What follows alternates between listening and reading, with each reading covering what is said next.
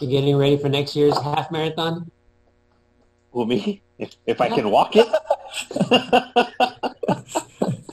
You get out there in some rollerblades. That'd be cool. But I think the last marathon I ran was in high school, to tell you the truth. And that was just because I wanted to go to Corpus for Beach to Bay for the weekend with the school. I was like, screw it. I was like, I'll do it just to get away for the weekend. Hey, you've got me beat. I've never ran one before. Probably never will. Although you never say never, right? Never say never. Never say never. Hello, everybody. Hello, everybody. Hello. Hello. So when are we doing live meetings, guys? Because I just met Hiram for the first time a year later at an event. Well, you must be clairvoyant because Ron has something to tell us later on in the meeting. Oh, good. Dan, I'm with you on that. I know the FAR team's meeting live already, the FAR EDC. Hey, Dan, I just met our city manager for the first time, what was it, last Friday? Yeah. Oh, yeah? Yeah. I didn't realize Roland was so tall, or I was so short. I don't know what to do.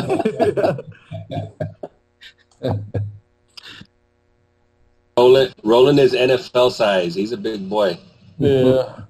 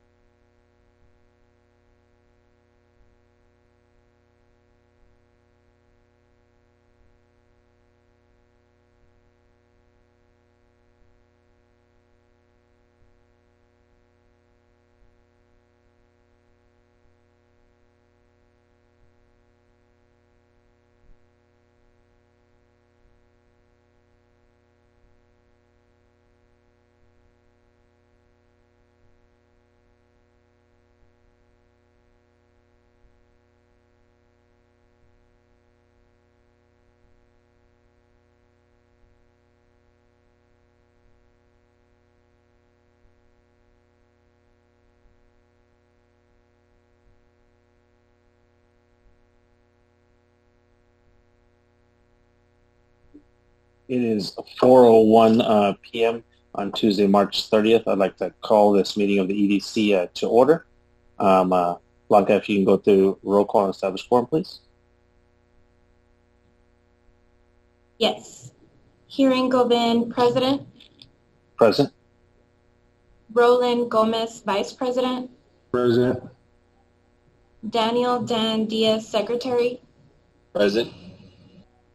Aaron Ronnie Rivera, Treasurer. Present. Veronica Gonzalez, Director. Present. Sabrina Walker Hernandez, Director. Present. Raul Resendez, Director. Present. And we have quorum. Excellent. All right. If you can certify public notice as well, please. The notice was posted in accordance with the Texas Open Meetings Act on March 26 at 2:32 p.m. Thank you. Did we have anybody who registered for public comments? We did not receive a request for public comment. I see several people on the call. I'd like to open up public comments if anybody would like to speak. Nope. All right. Closing public comments. Moving on to the director's reports. Yes. Let me share my screen here. We do have a couple of updates. Can everyone see my screen okay? Yes. Yes. Okay. So the department status report, just a quick update. The audit was approved in the previous council meetings. I believe it was 2 council meetings before. So that's been up on our website for a review. We also created a dashboard for our economic development projects, and it's hyperlinked in your packet if you want to peruse that. That's where we're going to keep track of all of our incentive projects that have been approved by the board and by the council. So moving on, quick update on our business retention and expansion program. We're still communicating with different businesses here in the community of Edinburg, and we're interviewing them and sending a brief survey to obtain feedback on what they think about the economy, on employees and wages, and how we can support them on either expansion plans or any other types of issues or concerns that may have, and to facilitate that conversation with them along with the city. And industries include manufacturing, healthcare, education, information, and accommodation and food service. A quick update on the retail development.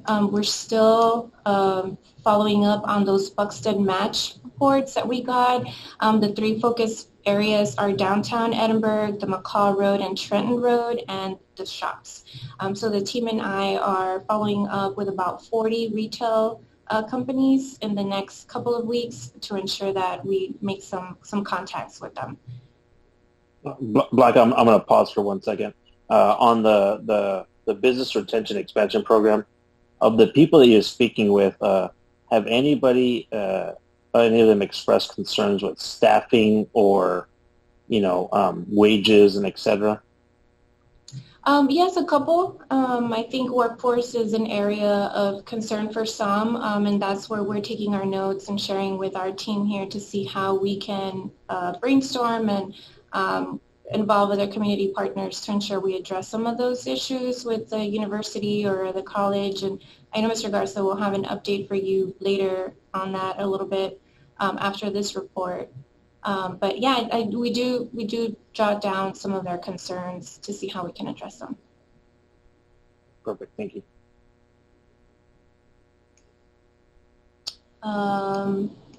And then our marketing services, we're well on our way to developing our website. So more updates on that to come. We just finished 5 focus groups with community stakeholders and businesses, primary businesses and employers in our community.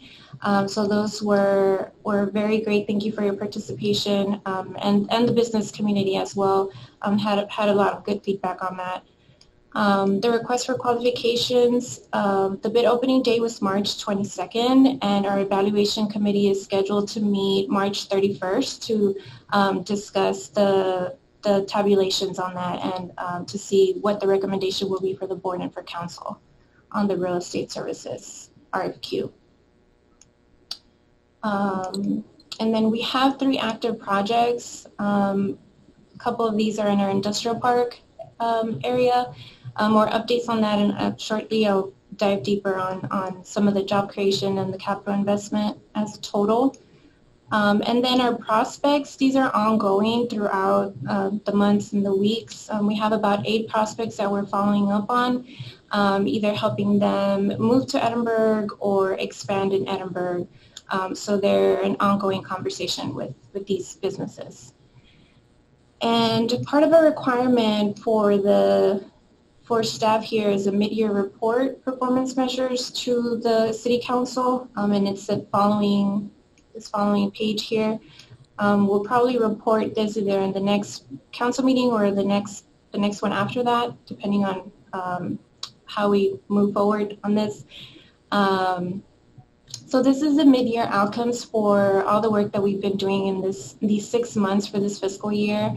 It's been a pretty busy year. As you can see, I know Spark was one of the main things that we started off with Mr. Garza and Brian, and I came towards the tail end of it.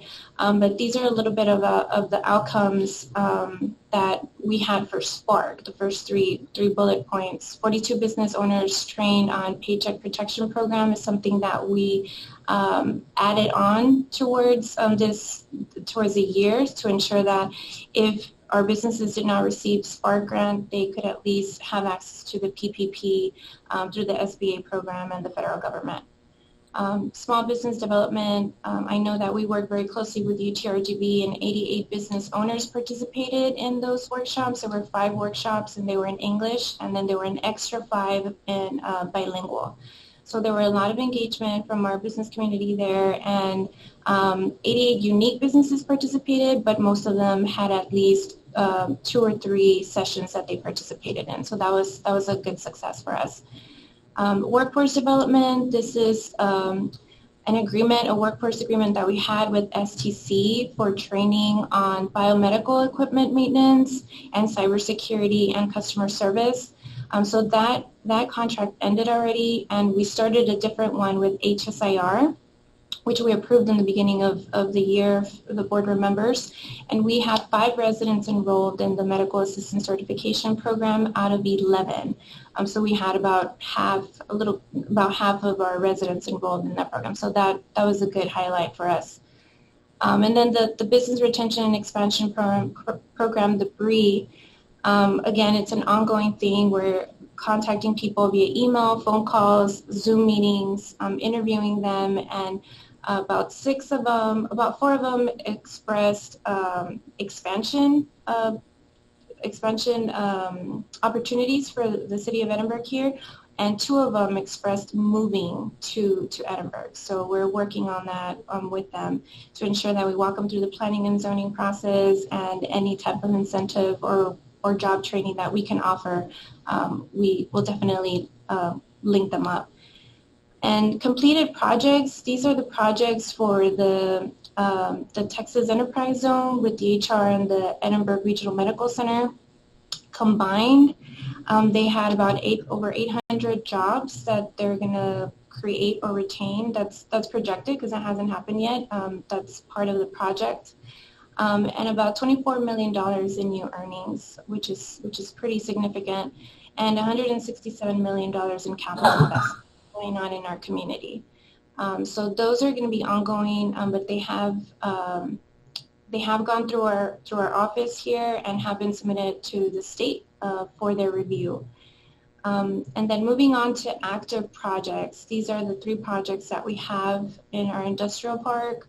And that's a total of 69 jobs created. That's also projected because it's still not complete, and $3.4 million in capital investment projected. So that's, again, significant. And the Buxton Outreach, I know that they've been on with us for about 1.5 years now. And the first year, they delivered the Edinburg matches with the retail and the restaurants. So that was a breakdown that we're targeting now, the downtown Edinburg, McCall Road and Trenton, and the shops. So again, it's ongoing follow-ups, but we want to ensure that we make contact and we let them know that we're ready to receive them here in our community. And we have an interactive links here, but I think these are also important. The total projected economic impacts of active and completed projects. So it's 1,276 jobs created or retained, $38 million in new earnings, and about $170 million in capital investment in our community. And this is all in about 6 months that we've done. So we look forward to the next half of the year and reporting on the full year and see what we've done as a team and with the city and with the EDC on the board. So I'll open it up for questions if you have any. Hey, Blanca, this is Raul. Hey, just a quick question. Were we able to gather any data in terms of number of employees, how long they've been in business, looking to hire more people, and how, with the 2 groups, if you go up a little bit on page 5, in regards to the small business development and the business retention and expansion, and how closely would if we got any data from those entities, how closely do they align with what we created in terms of that 15 employee marker of helping businesses? Yeah, so most of the businesses that fall under our business retention and expansion list that we're reaching out to are about 30 employees or more. So that's either manufacturing, the healthcare industry, or in the produce industry. And I think there's some that are information technology, a couple of those. But most of them are produce, manufacturing, and healthcare, and employ about over 30 employees or more. Got it. So that was a target for that group? I mean, we targeted that type of business? Yes, for the brief, for the business retention and expansion, yes. I mean, we talk to everyone, really. I mean, we talk to all sorts of businesses, smaller and bigger and larger. But for the business retention and expansion, that was the criteria, the main criteria.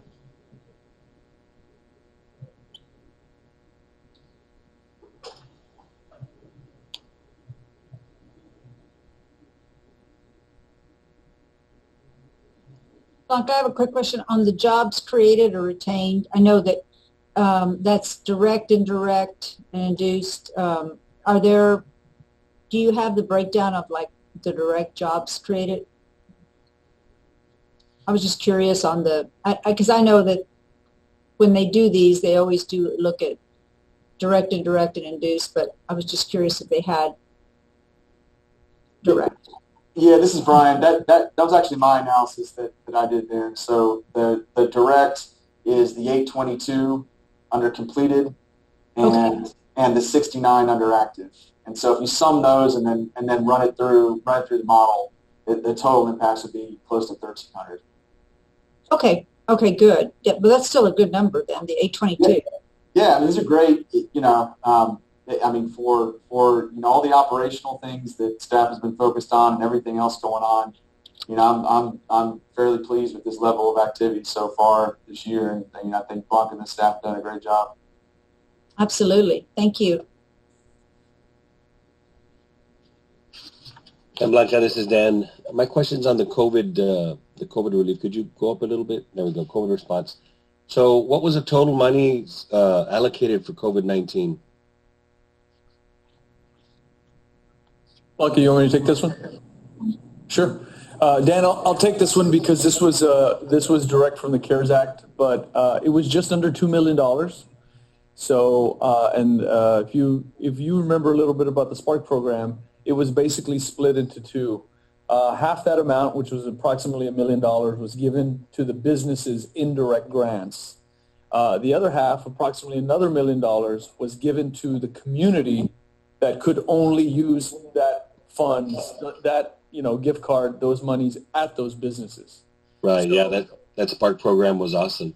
Yeah. So, and the good news is, and something I'll share a little later, but we do anticipate getting something called the American Recovery, a direct allocation for that. And, I think we hit it right on the head with the Spark program. So I anticipate council wanting to move forward, and then also obviously with your input to do a pretty aggressive Spark 3.0 so that we can do another really good small, in terms of penetrating small businesses, since type A EDCs can't really penetrate that very specifically, using the supplementary programs like this can help us do that. So I think I would anticipate probably over the summer we would launch another round of this Spark program, which again was basically created our own city's currency for small businesses, which was actually that was ingenious, the Spark thing. What surprises me is the number of businesses, 560 small businesses in Edinburg. That's a lot. Yeah, it is. And, hopefully this summer as we re-engage, we will know what that number changed to. Hopefully it's more. And something just to add to that, I do want to share that the full economic development team, and I joined them, we got together with the chamber, with their full team, and we started our kind of goal setting strategizing because, it's very ironic to say this, but specifically identifying exactly how many small businesses we have in the city is actually really challenging to keep the pulse on. So we brainstormed some ways to do a better job at doing that. But that was my next question. How do you define a locally owned business? So, anchored, it has to be in the city, obviously, but keeping that list, we had to use both teams between the Chambers roster. Brian and Blanca use about 3 different lists. We also use water utility commercial accounts, but we basically have to combine all that. So we brainstorm some really creative ways. And again, when we launch, hopefully this next round of Spark, maybe over the summer, we're really going to use that as a way to register, use it as a registry process for small businesses so we could get a better level of engagement with them. Okay, thank you. Mm-hmm.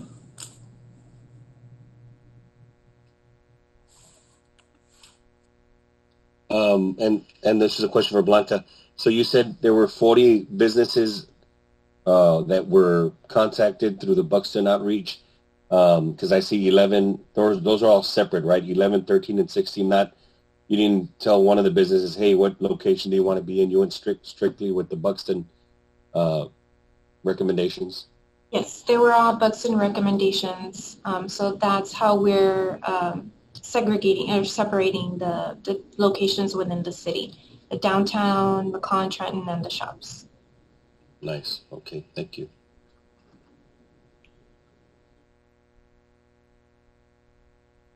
Does anybody else have anything else for Blanca? No. Thank you very much, Blanca. All right, moving on to our regular agenda items. Agenda item A, consider the approval of the minutes from February 23rd and March 4th, 2021 meetings.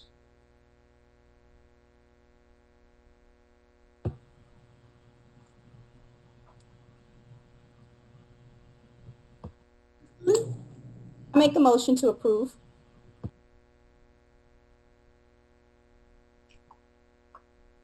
Aaron, you're on mute. Okay, second that motion. All those in favor signify by saying aye. Please raise your hand. Any opposed, same sign. Motion carries. All right. Moving on to agenda item B, consider the approval of the financial report for 2021.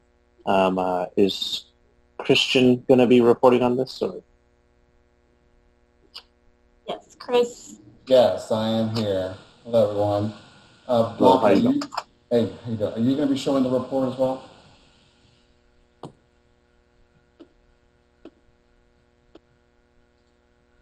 And let me know when you've got it on.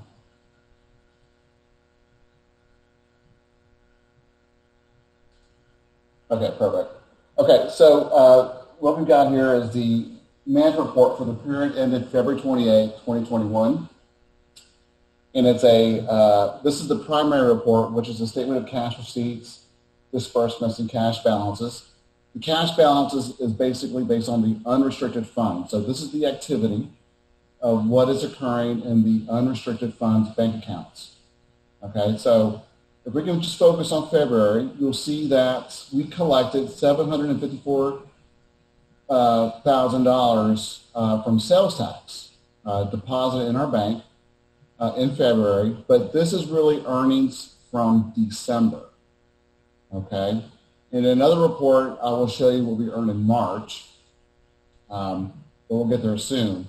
If I can quickly jump over to the very far right on the year-to-date actual, you'll see year-to-date, so far we've collected $3 million in our budget of 6.5, so we're at 47%, and we've only been through 5 months. I'm just going to want to highlight that real quick. Okay, and then the next row, we've got lease payments, $6,686. Our interest, $505. You'll see that number going down a little bit because in the next row, we transferred money from the Greater State Bank account, which is a restricted account, to our unrestricted account. And I think probably later, we'll probably transfer this money out into another restricted account as well. So for the time being, you'll see our investment interest dipping down a little bit because you will only be earning in the Techstar account and also the sweep account in the unrestricted account. So overall, February, we've got total deposits of $2.2 million in the unrestricted accounts. Down below in disbursements, we have about $320 in equipment leasing, $30 in total supplies. Programs, which are the marketing and research, we got $6,589.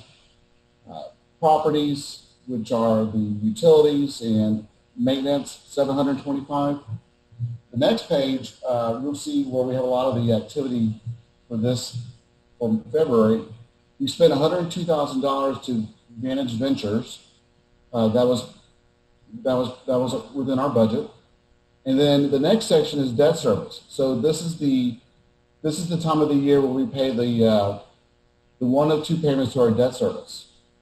Okay, and you'll also see there on the fourth row there, arena bond shortage, that we paid $964,000 for the arena bond shortage shortfall.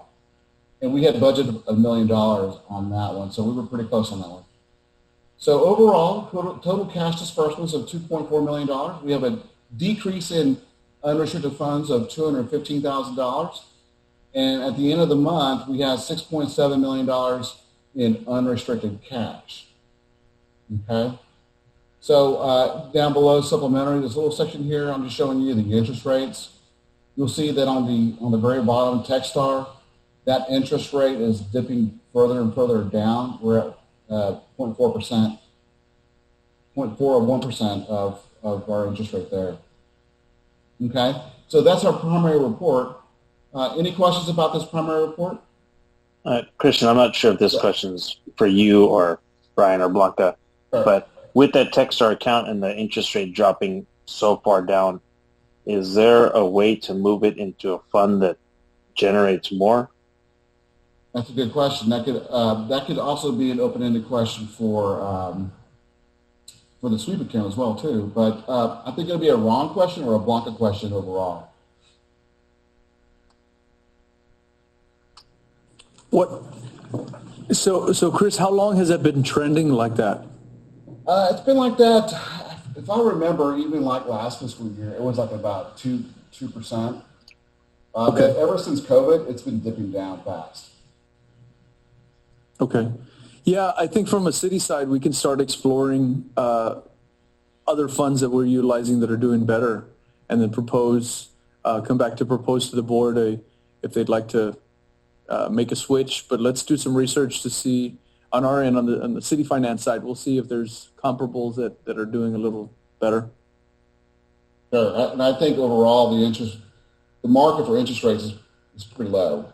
Yeah. Okay. Any other questions on this report? Okay, so on the next page, what we've got is a comparative analysis of our sales tax revenues. And you'll see that on the first column is for fiscal year 2021, which starts in October of 2020. And then we compare it to fiscal year 2020, which starts in October 2019. And you'll see that on the row of December, I just talked about how we collected $754,000. And again, that was earned in December, but there's a 2-month lag, so we collect it 2 months later, and we collected it in February. But we already know what we're going to earn in January. What we earn for January, and we'll collect the $553,000 in March of this month. Okay, so you can compare it to fiscal year 2020. We're doing overall better than fiscal year 2020. If you look on the very far bottom, in the very bottom right, the average change in growth is 10%. Any questions about this report? Hi, this is Dan. So yeah, I see the percentage of change, but this time last year was also pandemic. You know, when the pandemic really hit, we started the lockdowns. Yes. Do we have the numbers prior to 2020, 2019 to get a real idea of where? I mean, it looks like growth because we're opening up again, but what was the 2019 numbers? Yeah, if you look at the fiscal year 2020 column, that's October 2019. Now you got November 2019 at 517. So all those are pre-COVID numbers, all the way up to maybe February, March. Okay, so we haven't really compared yet against COVID numbers of the prior year. Yeah, so I think in 2 more months we'll actually start seeing COVID numbers, because as far as I know, that I think March 15th-ish is when the lockdown started. Yeah. Yeah. So we got a couple more months to kind of really get a good grasp of that. So the October 2020 number is really what you said, 2 months before that, or? The October, no, this is actual. So what you're seeing here, the numbers in these particular months is what's actually earned in those months. Okay. So forget about what we talked about in the prior report because that's cash flow. But this is what's actually earned in these particular months. So if you look at the fiscal year ending 2020 in January, it's still pre-COVID. February, fiscal year 2020 is still pre-COVID. So probably March. Okay, I see. $574,000. That's probably a little bit of when COVID starts hitting. And then even April is when we really get hit hard with COVID. Everything kind of locks down in April. Well, it's interesting that those numbers are higher than the ones even before. Yeah. But like there was a surge for a while. People were shopping, buying. Yeah, there was. The funny thing is that like a lot of the certain industries, like in the fast food businesses, they really improved with their numbers. Hey, Ron, this is Roland. What months did the Spark cards start coming out? It was July. It was July and August. Yeah. July and August. Okay. Yeah. So, and then just for some other additional context, we have about 3,000 taxing entities, but really the top half or the top 20 of 3,000 make up such a high percentage of the total volume, and those really remain strong throughout the pandemic. Obviously we know that there was due to the restrictions and shutdowns, certain industries and businesses were forced to close, but the ones that really drive the sales tax, those stayed open. Those were the essential. Those were the Walmarts, H-E-B. Food was modified a little bit when the curbside and drive-through, but again, Lowe's, Walmart, H-E-B, that are our highest performers anyway of sales tax. They actually did better. So they did do an offset for those businesses that were closed. So overall, the city still performed well, but you have to look real closely in there to know that it was really the smaller businesses that were forced to close. The barbershops, cosmetology, tattoo shop, all those that were required to close down really suffered the majority of the big impact. But as a whole, our numbers were still strong. Mm-hmm. Yeah. Thank you for that, Ron, because that definitely answers the question mark in my brain. I'm like, wait a minute. So how did these numbers? Because it does. On the number side and on the city side, the numbers look great, but that doesn't paint the picture of the reality of the businesses in the city, because the larger ones, like you said, made up, and they're historically that small segment makes the majority of the sales tax. Mm-hmm. Had more business, so although it looks great on the number side, it doesn't paint a real picture of the business side of things in the city. Yeah. I don't know if this is possible, but are we able to maybe pull that 20% data out and look at the other 80 just to see, what the difference is if we take out the quote unquote the strongest people? Yeah. So, and along with that, though, we also, I'm sorry to interrupt. Sure. That Spark card, that's a $2 million injection that wouldn't have been there. So that also kind of changes the numbers and makes the picture a little brighter. Yeah, relative to Spark, and then again, Brian had done some data that was really interesting to look at the consumer behavior and how it even kept engagement after the program ended. But so later we can share some of that data. Back to the sales report here, and based on your comment, so sales tax reports, the way we get them are, for lack of a better word, they're very dirty. In terms of there's a lot of cleanup we need to do, but something that we talked about actually this week, we will create a sales tax snapshot for your purposes, and just because it's very important to follow the trends of sales tax. So we'll prepare a report specifically that's easy on the eyes and easy for you to see the top performers. It's very interesting when you pull out who are the top restaurant performers, who are the top grocery performers, all that kind of stuff. So we'll prepare a good report for you guys.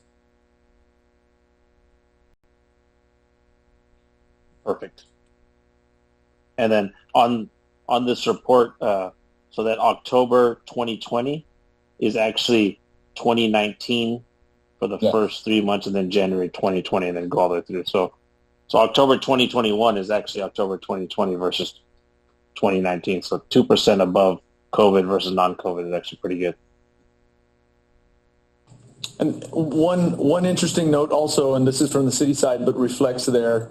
If you see the 754, 719 in December, so we for the first time ever, the city of Edinburg crested $3 million in sales tax revenue for the month of December, which was December of 2020, which is fiscal year 21. But we basically hit an all-time record for our Christmas sales. So that's one really positive indicator to know that, coming out of the recovery, the behavior is still really strong. So it's good. We had a great December. That's great. Christian, were you done, or were you going to? No, that's about it. We could move on. Any other questions on this particular snapshot? Okay, next page. This is our balance sheet, which is, you'll see that this one particular page here is our total assets. Right at the bottom, it's $39.6 million in total assets. A lot of that's going to be cash. We have total bank accounts at $17.9 million. Accounts receivable, a lot of that is inflated, overstated because of the Santana note receivable that we invoice out for interest. That's probably not going to be collected. Undeposited funds, $754,000. We had, that's part of cash. We had recognized the fact that we collected that. We already collected that money from, so it just wasn't deposited yet. Fixed assets, $6.2 million. And of course, we have other assets at $12.2 million, which is largely going to be the Santana notes. Next page, liabilities. You'll see that our current liabilities are adjusted to reflect the new short-term current principal that was going to be owed next year, the next fiscal year, the next February. Okay, so you'll see that $1.1 million there. Long-term liabilities, you'll see our biggest bond there is the new Series 2019 bond at 10.4. The 2015 bonds long-term at 13 is going to be the Santana one. And then Ebony and Parks, 520 and 1 million. Those should be kind of wrapped up in a couple more years. But then when that happens, the bond payments for the 2019 bonds will increase. Okay. So total liabilities at $26.8 million. And then we have a fund balance of 12.7. Any questions about the balance sheet? I do. On the Ebony Hills, could somebody explain what that liability is? It's an older. Anyone read an answer? Blanca, was that you? Yeah, so it was a 2013, 2014, I think it was 2014 bond project that they had for parks, and was it a recreational center, Mr. Garza? Yeah. Yeah. So that was used for the part of the Parks and Recreation Center, but some of that is still available for potential development of Ebony Hills to the clubhouse. But those are some of the projects that we've kind of been talking about in doing Ebony Hills. I don't know exactly what the balance is. I don't have that in front of me.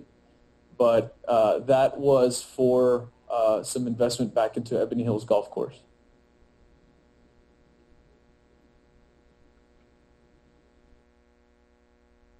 So overall, we got about 3 more years to pay these off. And then once these get paid off, the 2019 bond will the annual payment will slightly increase as the way it was structured. Okay, next page. All right, this is our accounts receivable. Of course, you've got the city of Edinburg, the $553,000. We've already collected that, and it's already been deposited. It was deposited a couple of days ago. And then, of course, we're doing a good job collecting on, the staff is doing a good job on collecting leases. And then, of course, we got the Santana Textiles that we're just kind of sending out invoices every month for interest. Next page. That's it. Any other questions?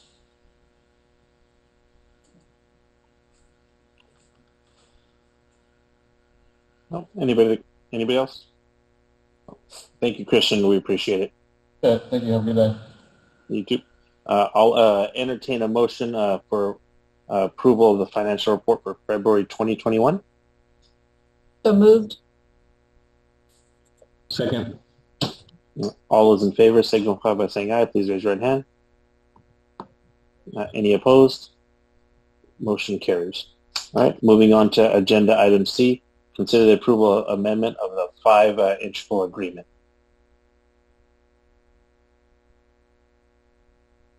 So this is an amendment 5 to the interlocal agreement between LRGBDC and the City of Edinburg and the EDC.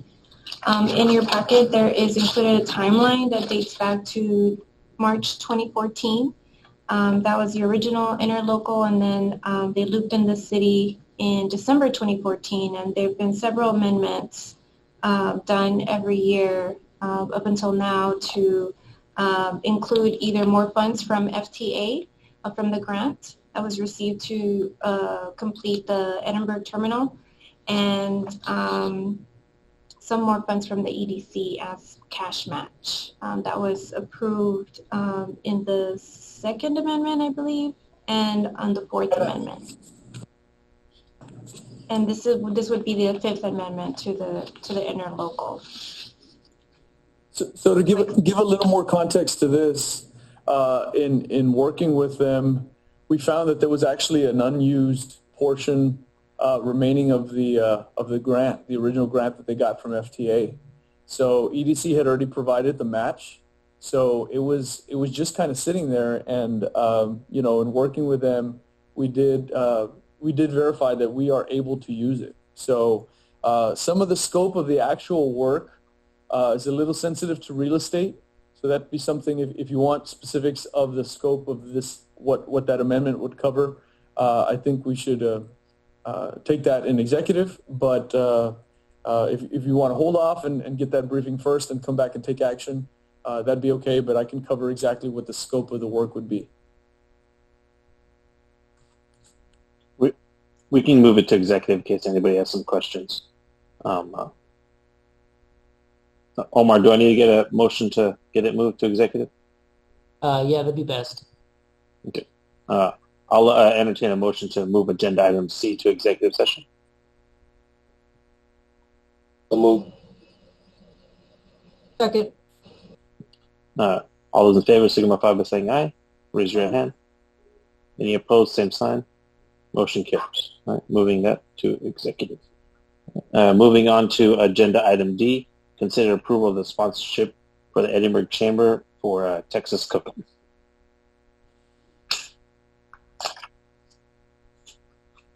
Yes, this item is to consider sponsorship for the Texas Cookum event on the 4th of July.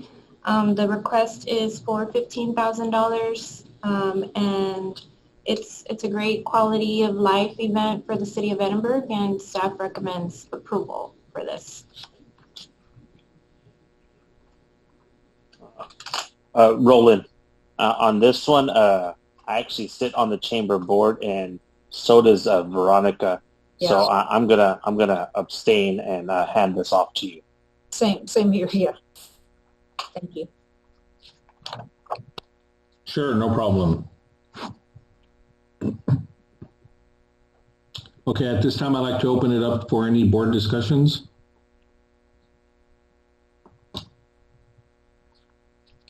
This is Dan. I see Ronnie on the call. I'd like a little brief on the event.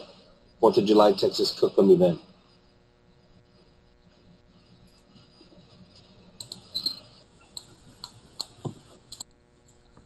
Hello, everyone. Good afternoon. Can y'all hear me? I'm kind of having some glitches in between here. You're good, right? Yes. So this will be our 15th annual. Obviously, we didn't have it last year because of COVID. We tried to have a portion of it, the fireworks display, but we weren't able to. So our last event, we actually held it in 2019. We had a little over 100 teams attend that event.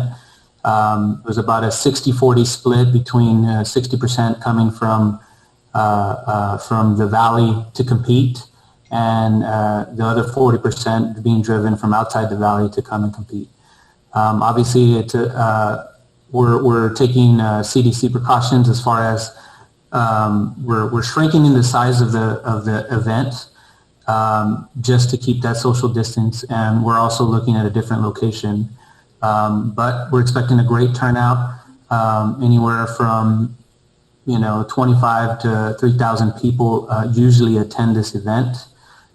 We have a couple of announcements that we're going to make soon as far as the location of the event, the headliner for the event, but we do have fireworks already secured. It's about a 20-minute show for that day.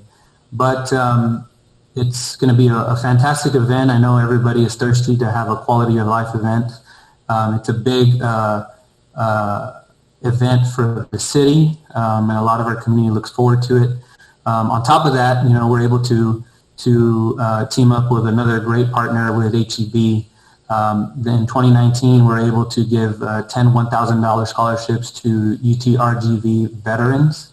Last year, since we didn't have the event, we still partnered up with HEB, and we were able to give 5 $1,000 scholarships for veterans. So on top of it being a great quality of life event, it's helping our local veterans through their education. But I'm open to any additional questions if you have any. Great, thank you, Ronnie. Any questions? Oh, thank you, Ronnie.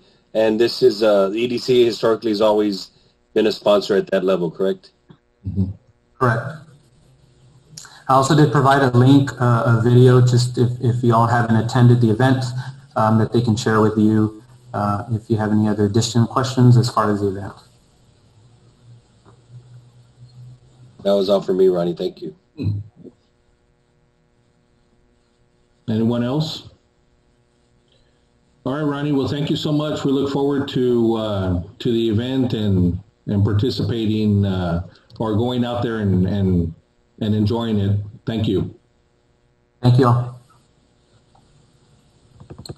Okay, I'd like to close the board discussions and open it up for any motions.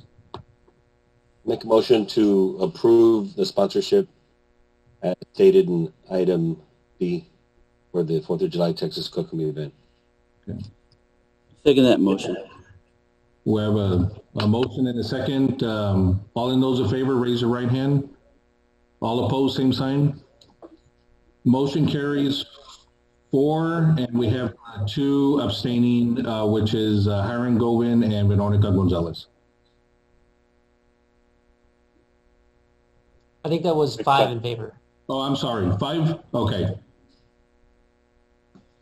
Yes, 5 to 2, correct. 5-2, yes. Thank you very much, Roland. I'll hand it over to you now. Appreciate it. Sure. Moving on to executive session, I'll entertain a motion to enter. Motion to move into executive session. Second. If there's any opposed, raise your right hand. Right. Motion approved. It is 4:47 p.m. moving into executive session.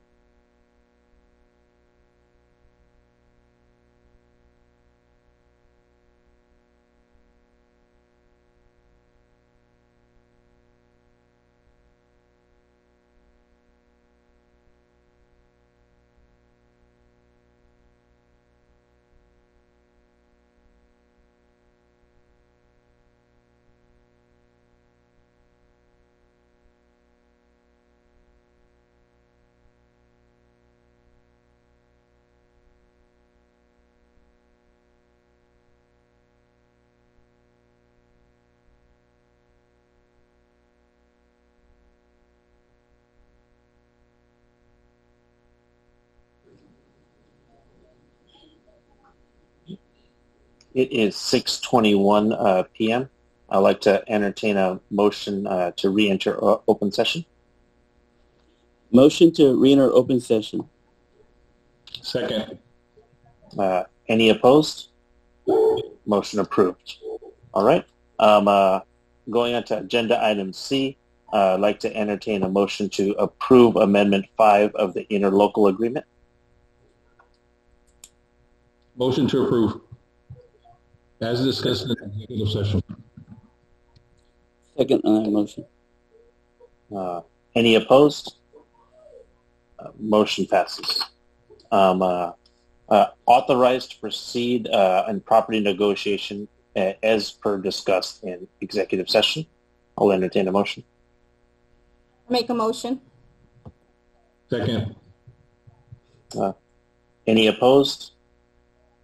Motion carries. All right. Is there any other anything else that anybody would like to discuss?